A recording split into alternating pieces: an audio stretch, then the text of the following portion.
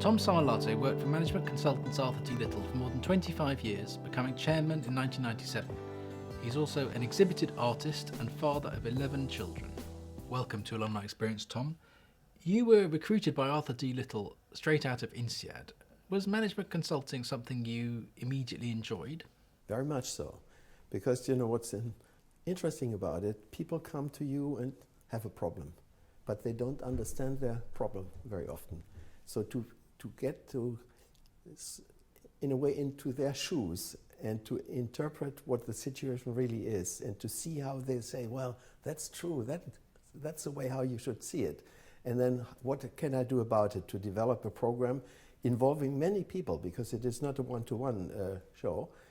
All this, and of course it ends up with a budget, and then you have to stick to the budget and to the program. And to manage this as a project of many people interacting, developing new understanding and new solutions of a complex situation, I like this very much. A lot of the people who go into management consulting quite quickly decide it's not actually for them. Why do you think that is? One of the reasons why people don't like consulting for very long is because there's a lot of traveling. You are away from home for quite a portion of your time. And I enjoyed that too.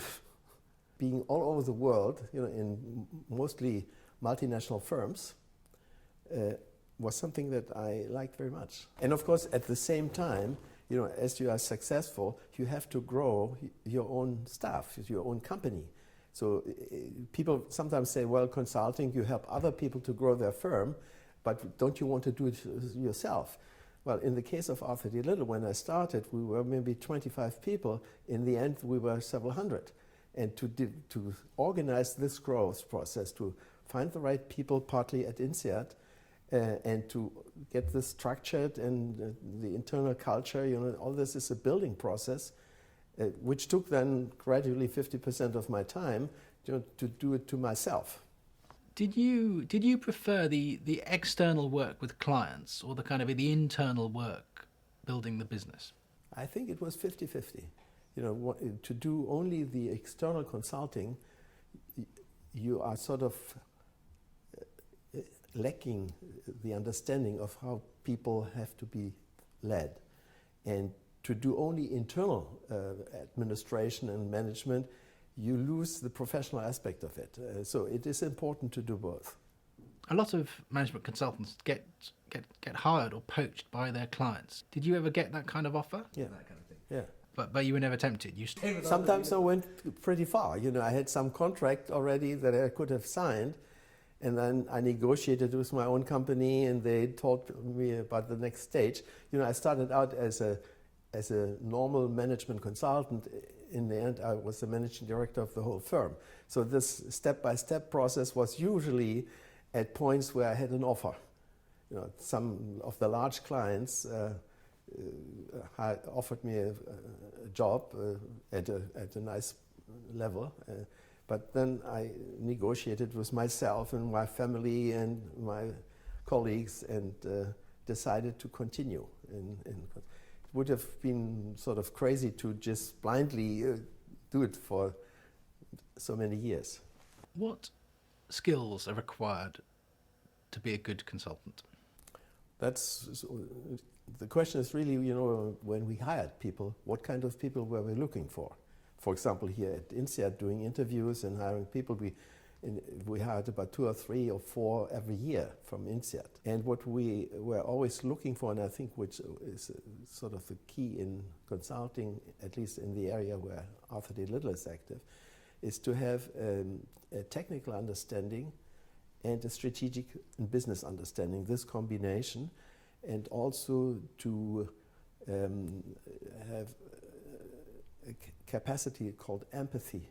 In other words, to develop a close human relationship with other people, to not only technically or financially, but psychology is a major portion of it.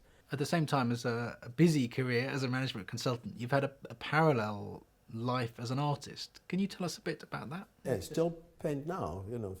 For example, right after here, we go to our house on the Atlantic shore, where I have my studio, and I will spend about 4 weeks painting, because my next exhibition is coming. And of course, I'm now a member of a group of artists who are also all, professionally speaking, doing other things. They are sometimes teaching art, and so we have a lot of exchange and inspire each other and do exhibitions together. And by the way, I would say this is very similar to developing intellectual products, consulting services. You know, this is the same thing. You have a group of people, you want to create something, you discuss, different ideas come together, and in the end it's a joint process. And I see some similarity, and I think that you know, the way in artistic terms to think about creation is very similar to good leadership, to think about things that the company can offer to the world. Maybe not in color, you know, it can be a technical thing, but it has to be useful and help people. As if that wasn't enough, you also have a extraordinarily large family, 11 children.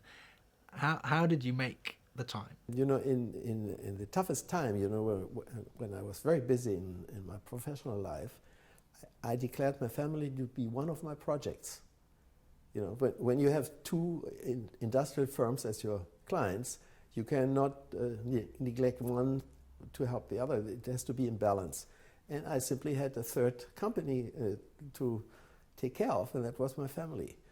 And of course, it all depends on your partner also. My wife was the managing director of our company, and I was consulting her in a sense. You know, this was sort of, the analogy was quite clear to me.